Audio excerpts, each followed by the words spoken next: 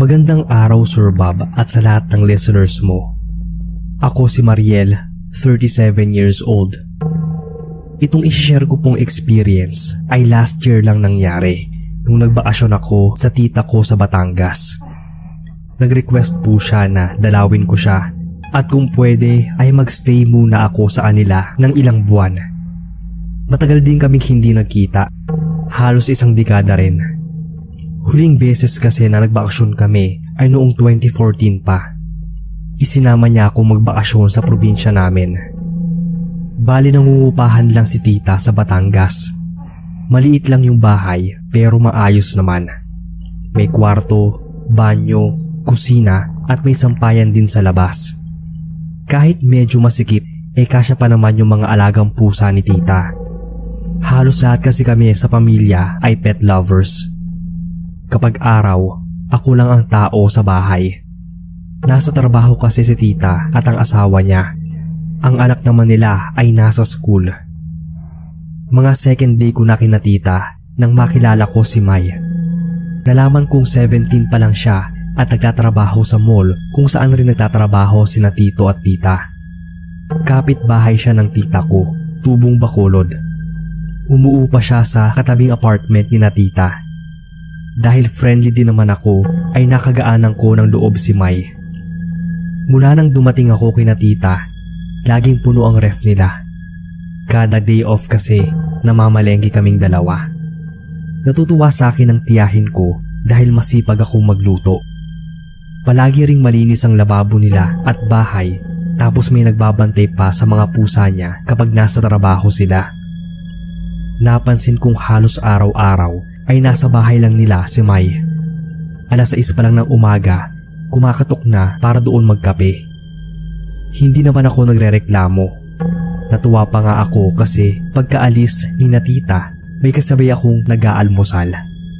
Doon ko na rin kasi pinapakain si May minsan ng lunch at dinner. Sabi ni na tita nung una, absent daw si May sa trabaho kaya may sakit. Pero nalaman kong buntis pala ang kapitbahay ni na tita at nasa stage na ng paglilihi. Kaya pala minsan ay ayaw kumain. Kaya nagtataka ako noon kasi bago umalis si na tita, nagbibili na lutuin ko raw yung paborito ni May. Pero once naamoy nito yung niluto ko, bigla na lang itong tatakbo tapos magsusuka sa banyo. 1 linggo na ako sa Batangas noon. Nang isang umaga ay nagpaalam sa amin si May. Magpapacheck up daw siya. Madalas kasing sumakit ang tiyan niya lalo sa gabi. Ang gusto pa nga ni tita ay samahan ko si May sa inuupahan nito. Pero natatakot ako. Para kasing ang creepy ng place niya.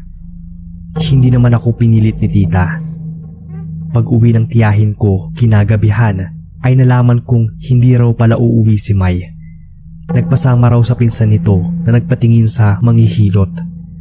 Nagbiroan pa kami ni tita na what if yung manghihilot ay aswang pala, di lalong napahamak ang buntis ng kapitbahay. Hindi agad natulog si tita at hinintay ang update kay May. Nang mag-chat ito sa kanya ay sinabi nitong may nakita raw ang manghihilot sa tawas.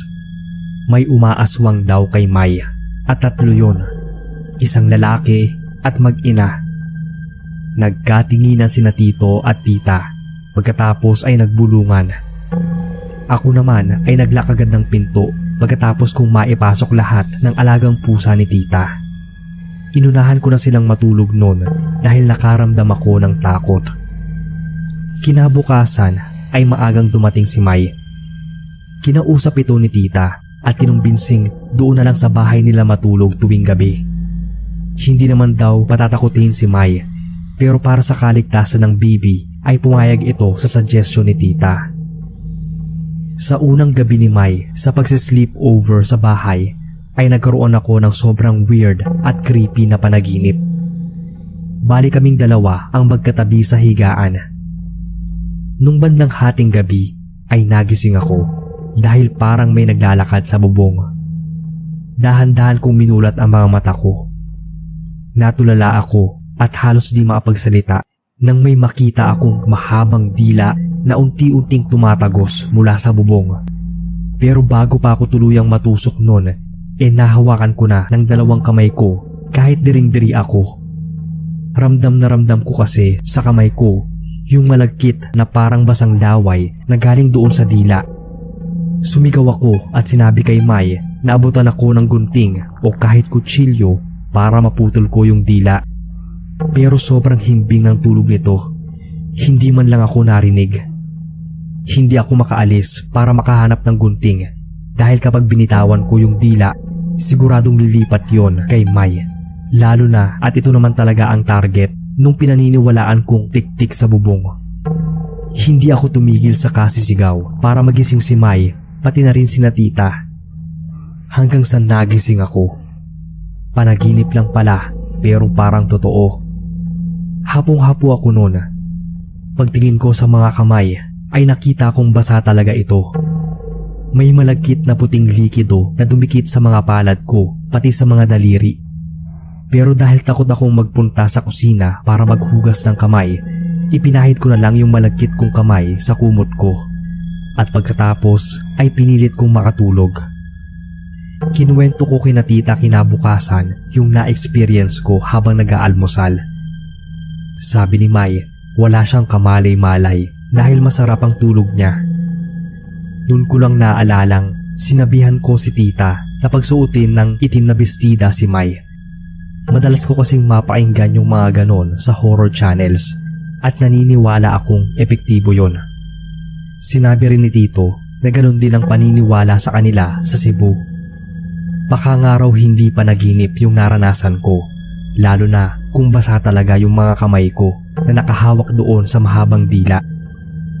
Halos di ako mapakali maghapon sa kaiisip doon sa mga nangyari. Kinagabihan ay may binigay sa akin yung matandang lalaki na kapitbahay din ni na tita. Binigyan ako nito ng 2 papaya, bagong pitas daw sa puno. Ipinakita ko agad kina tita pagdating nila galing trabaho. Agad na nagtaka ang mag-asawa. Saan daw kasi galing yung papaya? Wala namang tanim na kahit ano yung kapitbahay nila. Parang nagkaroon ako noon ng hinala sa matandang lalaki. Pero alam ko rin na masama ang mahusga sa kapwa. Kaya napagkasunduan namin ni tita na ihalo na lang sa ginataan yung isang papaya. Yung isa naman, itinira namin para sa tinola sa susunod na araw. Masarap naman yung pagkakaluto ko sa ginataang tulingan. Binigyan pa nga namin yung kapitbahay na matandang lalaki. Parang pakonsuelo kasi binigyan kami ng papaya. Pero kinahapunan, bigla namang sumakit yung tiyan ni May. Nag-alala ako, lalo at 8:00 ng gabi pa ang uwi ni na tita galing trabaho. Mabuti na lang at nawala rin yung pananakit ng tiyan ni buntis matapos ng at least 10 minutes. Nakahinga ako ng maluwag. Pagkatapos ng kakaiba kong panaginip ay nagkaroon pa ulit ng mga kakaibang pangyayari sa bahay ni na tita. Madalas ay naatanaw sa bintana yung itim nilang pusa.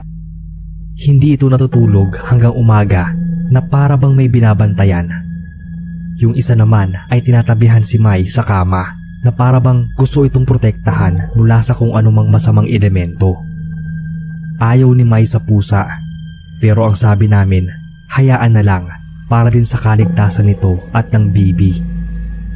May isang beses din na hating gabi, nakakarinig si May na parang may nagwawalis daw sa bubong. Agad itong ginising si na tita. Si tito naman ay nagpunta sa kusina tapos gigil na lumabas. Parang narinig ko pang nagmura ito habang nagsasaboy ng asin sa bubong. Kinabukasan, sinamahan ko si May sa apartment nito. Ipinakita nito sa akin yung butas sa pader na dahilan daw kung bakit ayaw na talagang matulog doon ni buntis. May bumubutas kasi sa pader ng kwarto nito tuwing gabi. Palagi ko ring nahuhuli noon yung matandang lalaking kapitbahay ni na tita na nakasilip sa gate, lalo na kapag kumakain kami ni May. Nakaharap kasi sa may pinto yung lamesa ni na tita. Hindi na mailipat ng pwesto kasi nga masikip yung inuupahan nila. Nagtaka kami nung biglang lumipat sa tabi ni na tita na bakanting apartment yung kapitbahay nilang taga Iloilo naman. Mag-asawa yon. Yung babae ay nagtatrabaho sa factory. Napaisip lang kami kasi maayos naman yung dating inuupahan ng mag-asawa. Nung mga time na yon, halos kinatita na naatira si May. Doon na rin ito naliligo at naglalaba. Tuwing umaga, sumisilip kina tita yung bagong kapitbahay. Kinukumusta si May. Nagkwento pa na may kapitbahay daw kaming aswang kasi nung buntis din daw ito, nabutas din yung pader malapit sa higaan nito doon sa dati nilang inuupahan. At ang sabi pa, kilala raw nito yung aswang. Kailangan daw ni May mag-ingat dahil napakabango raw ng amoy ng mga buntis. Kahit sa kabilang barangay pa yung aswang ay matutunton si May. Nang hindi pa rin natigil ang pang-aaswang kay May ng mga kapitbahay, nag-decide na itong doon na lang tumira sa bahay ng boyfriend nito. Nagbili na lang kami na palaging maghanda ng bawang at asin at huwag basta-basta makikipag-usap sa mga tao. Paminsan-minsan, kapag naiinip ito, ay bumibisita kina tita. Nagpapasundo sa akin sa labas lalo kapag maraming dalang pasalubong. Sa ngayon po ay maayos naman na si May. Naisilang naman niya ng maayos yung anak niya at ilang buwan na rin ito. Hindi pa lang ulit ako nakakabisita doon sa Batangas. Nakabalik na kasi ako ng Pangasinan noon at naging sobrang busy sa trabaho kaya wala na ulit panahon para makapagbakasyon sa malayo. Nabalitaan ko rin na umuwi ng Bacolod si May at pagbalik nito ng Batangas ay may dala itong iba't ibang uri ng pangontra laban sa aswang at iba pang masasamang elemento. Ito lang po ang kwento ko, Sir Bob. More power sa inyong channel.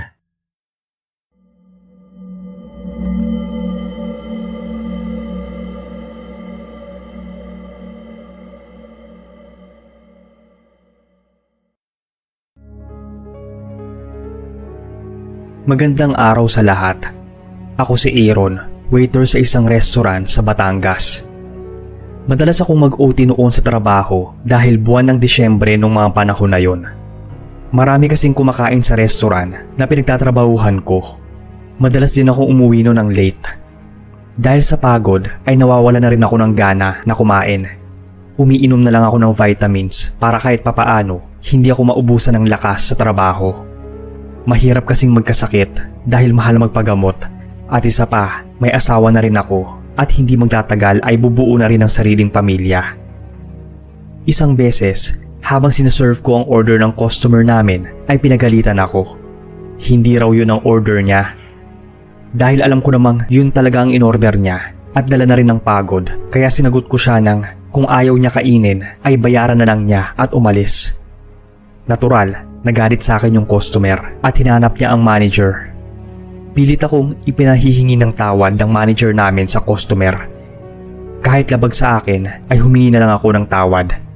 Ayoko ring mawala ng trabaho. Kinausap ako ng manager na huwag ko na raw patulan ang mga customers. Sila raw kasi ang bumubuhay sa amin. Sumang-ayon naman ako sa kanya at nagpasensya na lang dahil nadala rin ng pagod. Wala rin naman akong magagawa. Dumaan ang ilang araw. Napapansin na ng mga kasamahan ko ang pananamlay ko. Namumutla na rin daw ako. Sinang-ayunan ko naman ang mga kasamahan ko nang ako na mismo ang makakita ng mukha ko sa salamin. Ano bang nangyayari sa akin? May sakit ba ako? Dahil madalas na rin akong nakakaramdam ng pagkahilo. Isang beses, habang dinadala ko ang pagkain na in-order ng customer sa kanilang mesa, ay hindi ko maiwasang maduwal dahil sa amoy ng kanilang pagkain. Parang may kung ano sa amoy na iyon na nakakasulasok. Mabilis akong tumakbo ng banyo, pero bago pa man ako makarating doon ay bigla na lang akong nahilo. Ang sumunod na nangyari ay naramdaman ko na lang ang katawan ko na bumagsak sa malamig na sahig at nawala ng malay. Pagkagising ko ay nasa ospital na ako. Naroon ang asawa ko na halatang nag-aalala sa kalagayan ko. Tinanong niya ang pakiramdam ko at sinabi kong mabuti na kahit papaano. Nakakaramdam pa rin ako ng konting hilo. Sabi ng asawa ko ay okay naman daw ang lagay ko ayon sa mga ginawang test sa akin. Ngunit pala isapan pa rin sa akin ang mga nangyari. May pinagtapat sa akin ng asawa ko. Baka raw dahil yun sa nagawa niya sa akin kung bakit ako nagkakasakit. Baka raw ako ang naglilihi ng dinadala niya. Hindi ko maintindihan ang sinasabi niya, kaya nagpaliwanag siya. 3 buwan na raw siyang buntis nun. Balak pa nga raw niyang ilihim sa akin yun at sa birthday ko raw balak niya sabihin. Yun daw ang regalo niya sana sa birthday ko. Pero dahil sa nangyari sa akin ay hindi na niya magawang ilihim yun. Sabi niya ay hindi raw niya alam na buntis siya nang hinakbangan niya ako habang natutulog. Wala raw siyang nararamdaman na sintomas. Hanggang sa isang araw ay tinest niya at positive nga na buntis siya. Naniniwala siya na may kinalaman ng paghakbang niya sa katawan ko sa pagbubuntis niya. Kaya ako raw ang nakaranas ng sintomas at naglilihi. Alam ko na nun ang mga nangyayari sa akin. Mahirap man paniwalaan pero totoo ngang naglilihi ako dahil lahat ng sintomas ng naglilihing buntis ay naranasan ko nun. Pero imbis na magalit ay nagpasalamat pa rin ako sa misis ko dahil sa wakas ay magiging ama na ako. Wala na ako nung pake kahit na ako pa ang maglihi. Ang importante sa akin ay magsisimula na kaming bumuo ng pamilya. Napaasaya ko po nung araw na yon. Hindi naman nagtagal ay nawala rin yung mga masasamang pakiramdam ko. Bumalik na ang katawan ko sa dati. Hindi na ako matamlay, nahihilo o ano. Hindi na rin ako mapili sa pagkain at magana na rin. Nagpasalamat ako sa asawa ko dahil maagang birthday gift niya sa akin yun. Ngayon ay 3 taon na ang panganay ko na pinangalanan kong Sick dahil sa ginawa niyang pagpapahirap sa akin. Joke lang po. Mahal na mahal ko ang anak ko. At ngayon naman ay 5 buwan ng buntis ang asawa ko. Maingat na ako dahil ayaw ko nang maramdaman pa ang nangyari sa akin noon. Mahirap pala ang pagbubuntis.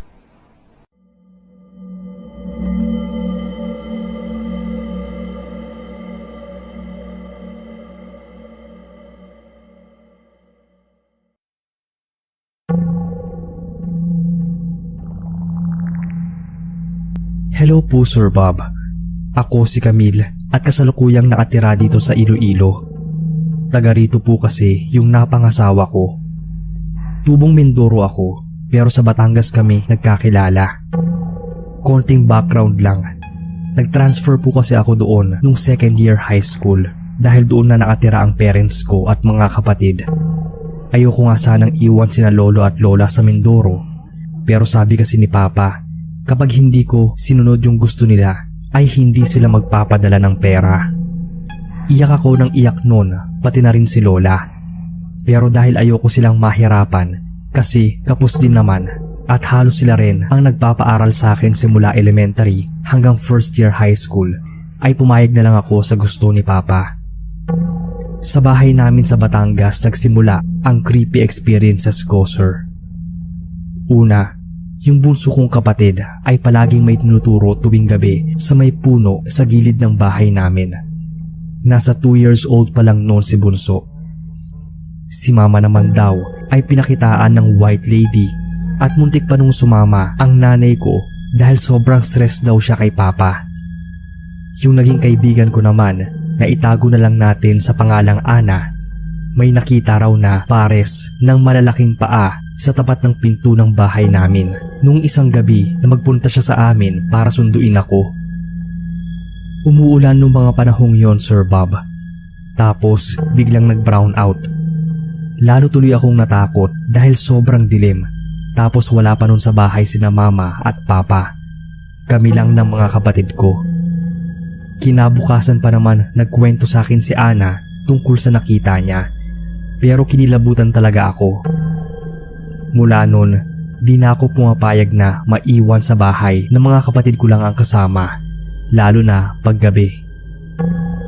Isang beses ay niyaya ako ni Ana na mamasyal kasama ang pinsan niya. Sa lugar kasi namin ay may tinatawag na Villa Flor. Wala pang naatira sa area na yon dati, kaya parang pasyalan lang dahil may ilog rin sa dulo. Pag naman tinawid yon, ang kabilang ibayo ay palengke na. May mga niyugan doon, sir, at malawak na damuhan. Sa tabi ng ilog, may malaking matandang puno naman. Doon dumadayo para mag-road test ang ibang kalugar namin na may sasakyan. Maraming mga nagja-jogging sa umaga at hapon at mga batang naglalaro din. Naalala ko pang doon ko rin dinadala noon ang mga kaklase ko kapag may group project kami, gaya ng sayaw at dula-dulaan. Balik tayo sa kwento ko nung namasyal kami noon ni Ana. May dalang tricycle ang pinsan niya. Bali 4 kami. Ako, si Ana, pinsan niyang driver, at isa nilang pinsang babae. Okay naman nung unang ikot namin. Masaya at excited kami nun. Malaking bagay na kasi noon kapag may ganap na ganoon ang mga magkakaibigan. Bali 7:00 na yun ng gabi. Ang usapan namin ay 1 oras lang na bonding kasi yun lang din ang paalam ko sa bahay. Pero hindi na kami inabot sa Villa Flor ng 1 oras dahil sa nangyaring aberya na di namin inaasahan. Nung ikalawang ikot namin, okay pa naman. Napansin ko lang na tahimik si Ana. Kami kasi yung magkatabi sa loob. Yung pinsan nilang babae ay nasa backride.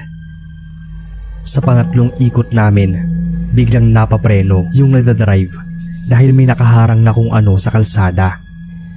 Nagtaka kami kasi wala namang ganoon nung una at pangalawang stroll namin.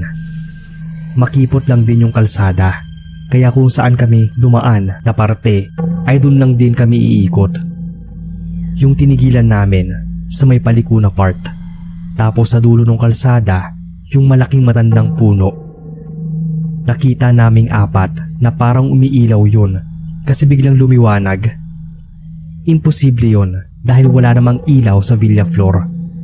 Madilim ang lugar dahil bakanting lote nga at halos walang kabahay-bahay. Kahit takot na rin ay bumaba yung driver at aalisin sana yung nakaharang.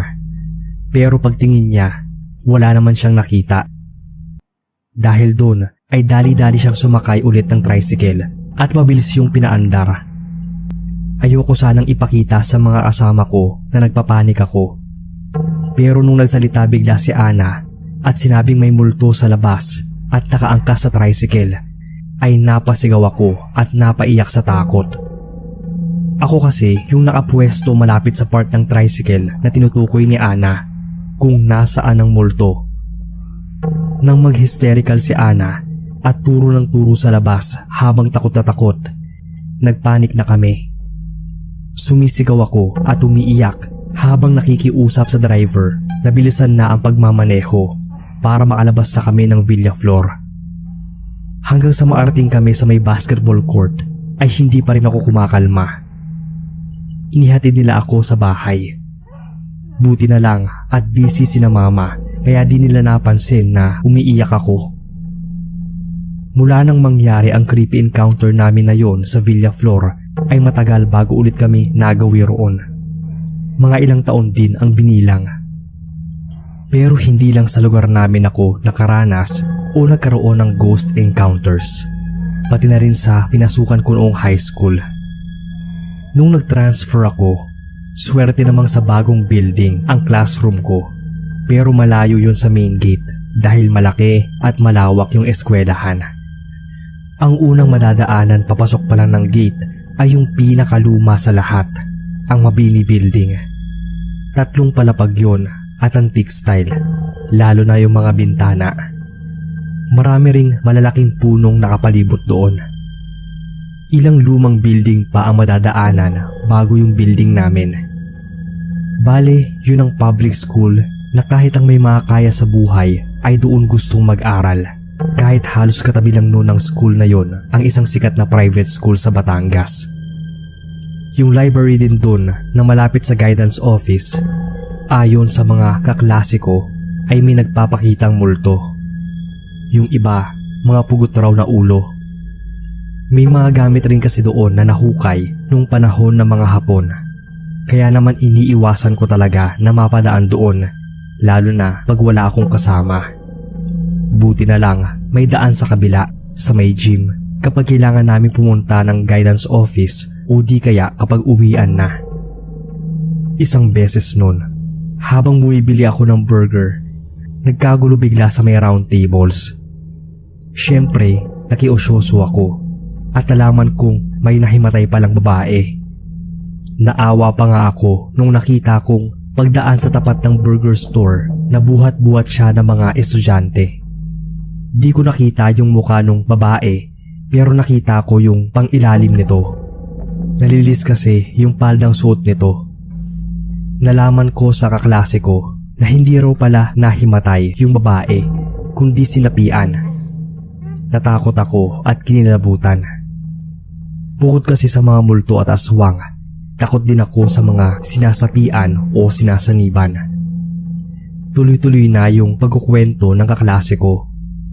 Sa Mabini building daw kasi may nagpaamatay sa may 3rd floor. Dating estudyante yon.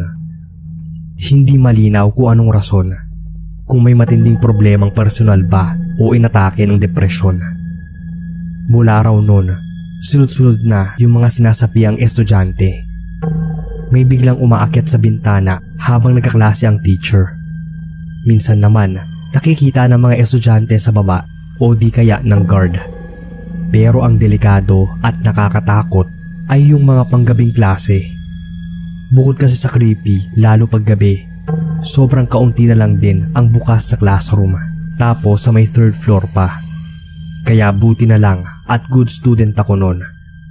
Karamihan kasi sa mga panggabi yung klase ay yung mga nagsa-summer class dahil may bagsak na subject. Yung iba naman ay working students.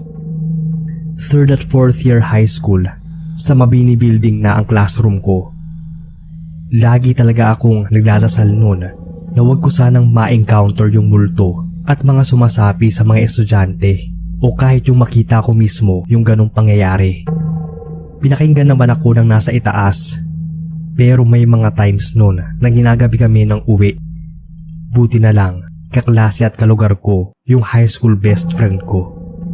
May times talaga na kaming dalawa na lang yung naiiwan sa classroom, lalo pag cleaners. Magkaiba ang schedule namin kasi ibang group siya. Pero palagi kaming sabay pumasok at hanggang sa pag-uwi, kaya hinihintay niya ako. At yun nga, takot kami parehas. Nang isang beses, habang nasa hallway kami sa 2nd floor, bago bumaba ng hagdan pa 1st floor, bigla kasing nagpatay sindi yung mga ilaw, sir. Tumakbo ng mabilis pababa yung kasama ko, habang ako parang biglang nanghina. As in, hirap na hirap akong humakbang pababa ng hagdan. Nakalabas na nga ng building yung best friend ko, pero ako na-stuck na sa hagdan pababa ng 1st floor. Mabuti na lang at may nakasabay akong isa pang babaeng estudyante at inalalayan niya ako hanggang sa makababa kami parehas. Kasabay ko pa siyang naglakad palabas ng building. Nung tatanungin ko sana kung anong section niya at kung saan umuuwi para magpasalamat na rin, ay nagulat ako dahil wala na pala akong kasama. Bigla siyang nawala na parang bula. Kinabahan ako pero napaiyak din. Umusal ako sa hangin ng pasasalamat sa babaeng yun na tumulong sa akin makababa ng hagdan at makalabas ng building. Kung sino man siya ay mabuti siyang multo o elemento. Hanggang dito na lang po ang kwento ko, sir. Salamat po sa pagbabasa.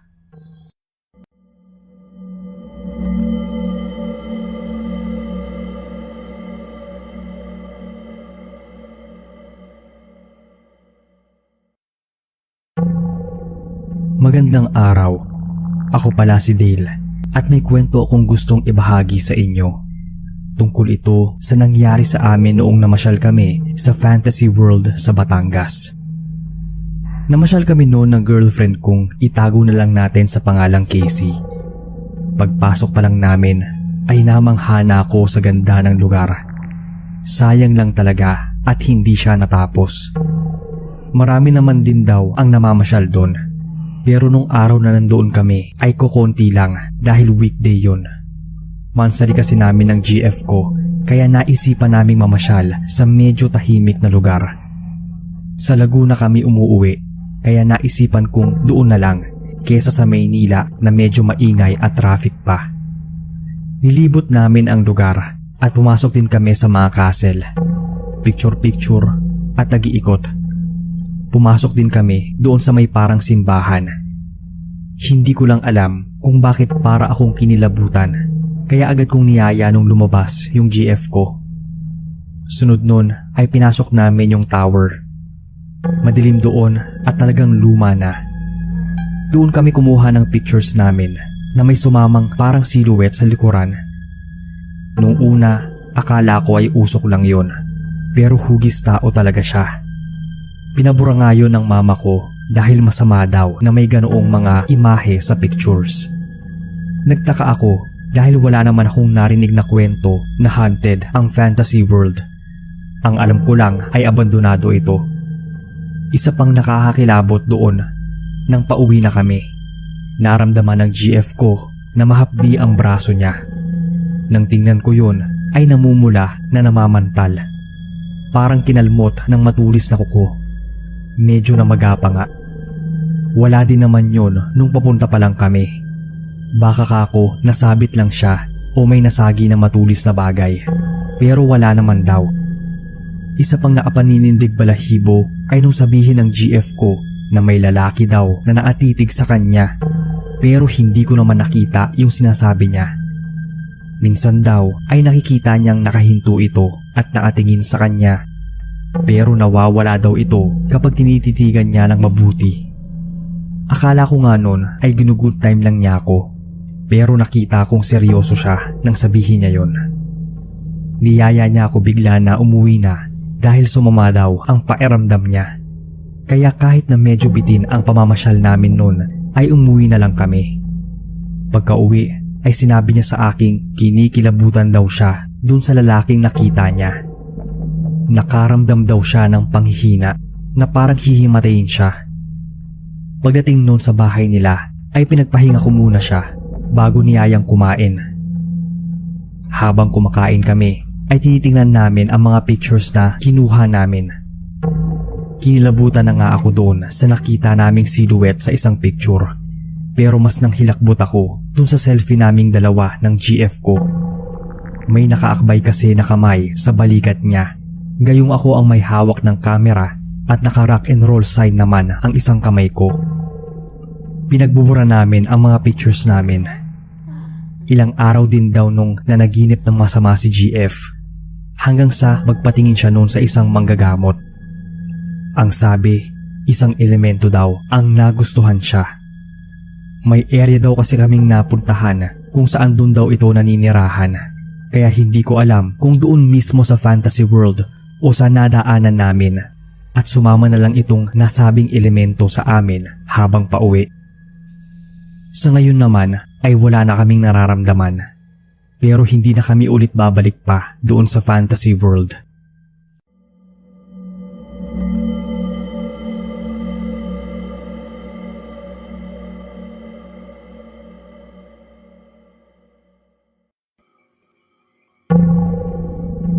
Mapagpalang araw, tawagin niyo na lang akong Christine. Isa po ang channel niyo sir sa madalas kong mapainggan at sana ay maibahagi niyo rin tong kwento ko. Tungkol ito sa naging karanasan namin ng pinsan ko na magbiyahe kami ng gabi papunta sa pier. Gabi na raw kasi darating yung barko na dadaan sa amin pabalik ng Batangas. Kaya naman alas 8 ay nagbiyahe na kami papuntang pier sakay ng isang habal-habal. Bali 3 kaming sakay noon kasama na ang driver. I-describe ko sa inyo ang itsura ng nadaanan namin. Simentado naman yon at diretso. Yun lang ay layo-layo ang mga poste ng ilaw. Layo-layo rin ang mga kabahayan. Halos puro puno din ang nasa gilid ng daan. May madadaanan pang palaisdaan at puno ng mangroves. Sa unahan ay may kahabaang tulay. At paglampas doon ay ang kahabaan naman na palayan ang madadaanan. At dahil gabi ang biyahe namin ay hindi mabilis ang pagpapatakbo ng habal-habal. Sinabihan kami nito na wag na lang pansinin kapag may narinig kami o nakita sa tabi ng daan. Nang padaan na kami sa tulay ay biglang umampon. Nakasombrero at jacket naman kami noon kaya diretso ang biyahe namin. Nang nasa kalaparan na kami ng palayan ay biglang napahinto ang habal-habal. Tinanong namin yung driver kung bakit ito huminto. Pumikit daw kami at huwag titingin sa may unahan. Pero dahil na-curious kami kung anong nakita niya at huminto kami, nanlaki ang mga mata ko noon nang makita ko ang isang parang maliit na bolang apoy. Sinabi ko sa kanya na lagpasan lang niya at bilisan ng patakbo. Hindi raw pwede at baka habulin kami nito. Nang tanungin ng pinsan ko kung ano daw ba yon, ang sabi ng driver na San Telmo, bolang apoy yon at hahabulin ka. Bigla kaming natakot nun. Wala pa kaming ideya kung ano ang San Telmo. Ang sabi ay kaluluwa daw yon ng mga namatay na masasamang tao na may masakit na kamatayan. Hindi ko alam kung totoo ba yon o baka sabi ko ay sululang, yung kawayan na may tela at sinisindihan. Pero ang napansin ko noon ay gumagalaw yon.